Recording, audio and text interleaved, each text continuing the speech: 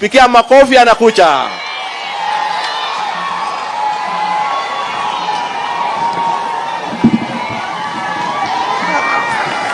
Haya. Asanteni sana. Thank you so much. Bwana Yesu asifiwe. Haleluya. Mko sawa, si ndio? Kwanza kabla niongee, nataka nichukue nafasi kusema kumpigia Mungu shukrani sana ya kueleza kutuleta mahali hapa siku ya leo. For the last 10 years we have never had a life experience here in Mias Sugar. Na mimi nataka nishukuru Bwana Rais kukuja hapa siku ya leo. Na Bwana Rais, wewe ni baba wa taifa. Hata ule baba mwingine ule mwenye unataka kupeleka EU pia ni baba. Sasa wewe umekuwa baba yake kwa sababu wewe ndio kusema. Sasa ndio nimesema baba wa taifa hawezi kuja hapa alafu nikose kuja kumwelcome hapa ili ya kwamba tumpatie heshima yake. Kwa sababu rais ambaye tuko naye ni mmoja ambaye anaitwa Mheshimiwa His Excellency William Samoei Ruto. So kabla maybe sijaongea na wenanga wabunge wengine wa Bungoma wakienda huko wanapatiwa nafasi, najua walikuwa kuja baadaye. Wabunge wa Kakamega, tafadhali wabunge wa Kakamega simsimame tu kidogo wananchi waone. Naomba wabunge wa Kakamega, nilikuwa nataka mkuja hata msalamie dakika moja tu. It's very important. Utakuja baadaye. Asante. So kwa hivyo nataka nichukue nafasi kwanza kushukuru Mheshimiwa Naika, tunafanya naye kazi. Na mimi nataka nishukuru Mheshimiwa Rais alikuja hapa, na wakati alikuja huo mwaka mwingine Rais wetu alituambia na nikamweleza. Nikamwambia Rais, nataka nikupatie the true picture of what is happening in Mias Sugar. Na wakati nilisimama kwa ile mikutano yote ambayo tulikuwa nayo, Rais wetu alinisikiza na tukakuwa kule Kakamega State Launch nikaongea.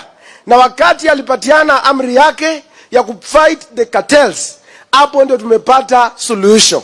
Mimi nataka situpigie Rais makofi leo tafadhali. Kando na hiyo, mimi nataka pia nishukuru Rais kwa sababu kwa ile hata wakati Yusuf alienda pale kulikuwa na ile yeye ndiye alienda kuokoa nchi yao. Na pale nimeona ministry yako ya agriculture. Naona na bwana PS wako mnafanya kazi mzuri. At least there is some progress in the Ministry of Agriculture. And I want you, Bwana President, washikilie waende mbele. Na kando na hiyo Bwana President, pia nataka nishukuru ile the Sugar Act ambayo ilikuwa imeshikwa na cartels. Hiyo Sugar Act imepitishwa na cartels wengi hawakuwa wamekuwa wameiteka nyara. Sisi kama committee member wa agriculture tulipitisha kitambo sana. Lakini through your indulgence and the indulgence of other members tumeona hiyo act imeanza and it is now being actualized, iko kwa ground hapa inafanya kazi.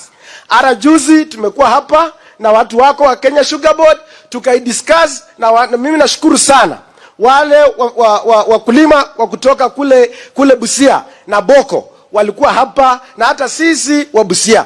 Sisi hapa Kakamega ndio sisi wa hapa. Kama ningekuwa governor ningekuwa nimeshafuta kazi asubuhi kwa sababu hakuwa hapo.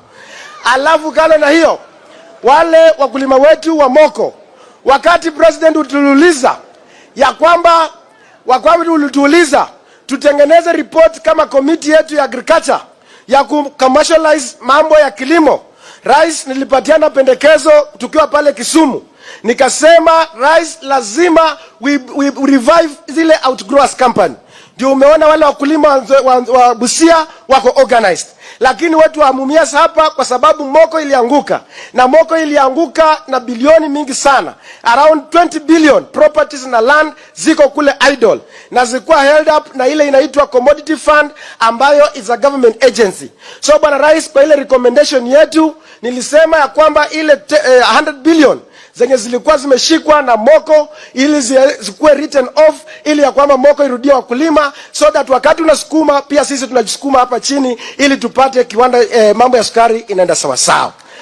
Alafu sasa Bwana Rais, mimi nataka nikuombe ukikuja hapa utatusaidia. Alafu tulikuwa pale Bungoma Bwana Rais, nikakuuliza mambo yetu ya ethanol because tunataka tukue na value chain addition kwa hiyo mambo yetu hapa. Pia tumekuwa kwa mkutano, nimekujulisha ili ya kwamba wale creditors ambao wamekatalia ama cartel wamekatalia hiyo kiwanda ya ethanol isifanya kazi. Nilikuwa nimeambia hawa wananchi ikipita miezi 3 kama hatujaona ile ethanol, tutakuja kuandamana hapa tuseme ya kwamba wangoa hizo vitu, tuambie investor atuletee ethanol, mtambo mpya wa ethanol hapa. So hiyo ndio maneno ambayo tulikuwa. Sasa bwana rais, mimi nataka nikuulize, leo tuko hapa kwa siku kubwa sana. Na hii siku ni siku mzuri sana. Na nataka appreciate kwa ile effort ambayo umefanya.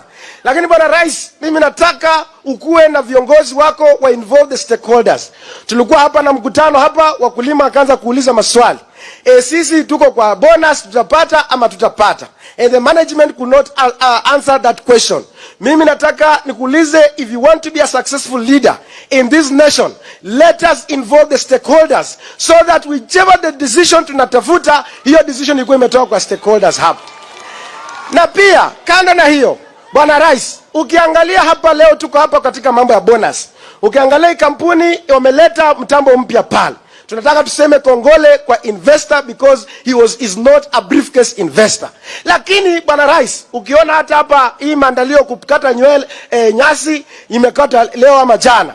Kwa sababu investor ako na kazi mingi sana. Lakini bwana rais, tukiwa hapa nataka tujiulize swali moja. Swali ambayo nataka tujiulize, hii pesa ambayo tunaenda kuwapatia imetoka kwa exchequer ama imetoka kwa hii kampuni yetu ya Mumias Sugar?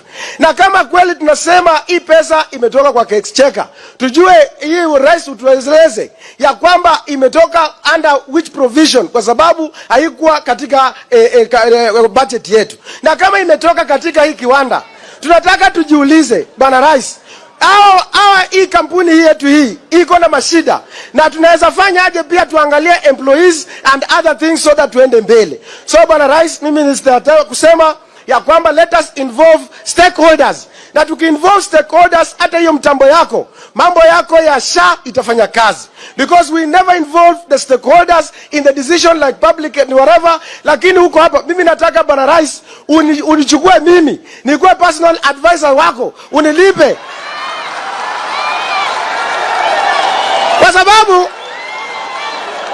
Kwa sababu bwana rais, hao watu wako wakuambiangi ukweli. Wanakuambia SHA inafanya kazi na haifanyi kazi.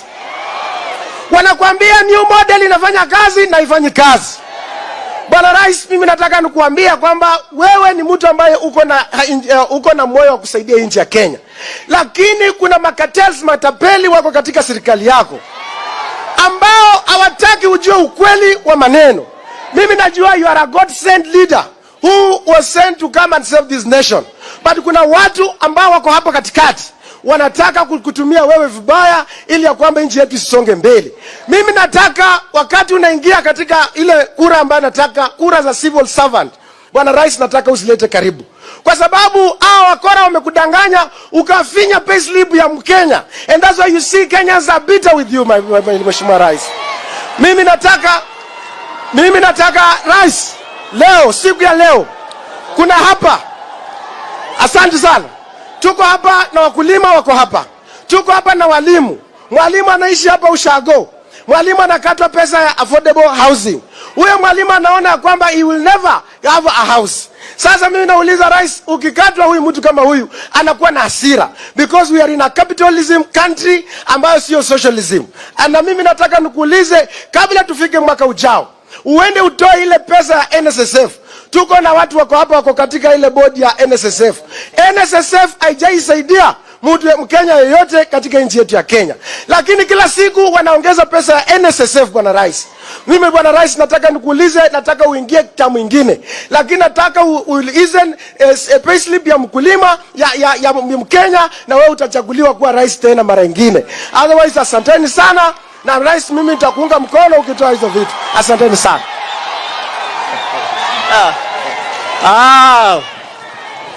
Sawa kabisa. Pigia makofi mheshimiwa. Asante sana. Your Excellency, mheshimiwa ninajua ameongea, amepata ponga points mingi, lakini alisahau kusema ukweli ya kwamba jana tulikuwa